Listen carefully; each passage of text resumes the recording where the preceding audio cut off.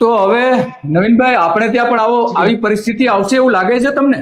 હાજી, આપણે ત્યાં ખેડૂતોને હવે શું પર, કારણ કે 3 રૂપિયે તો કોઈ વેપારીઓ લેવા તૈયાર નથી, 3 રૂપિયા કિલો. તો આપણે ત્યાં આવી પરિસ્થિતિ આવશે? આપણે ત્યાં પરિસ્થિતિ ભૂતકાળમાં પણ આવેલી છે.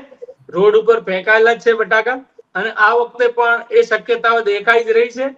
ત્યારે હું આપના માધ્યમથી એ કહેવા માંગુ છું કે એ પરિસ્થિતિ નિર્માણ વારંવાર ના થાય અને ખેડૂત પાયમાલ થતો અટકે માટે આ ખાવાના બટાકામાં સરકારશ્રી દ્વારા ગંભીરતાથી લઈ અને ખેડૂતને મદદ કરવામાં આવે.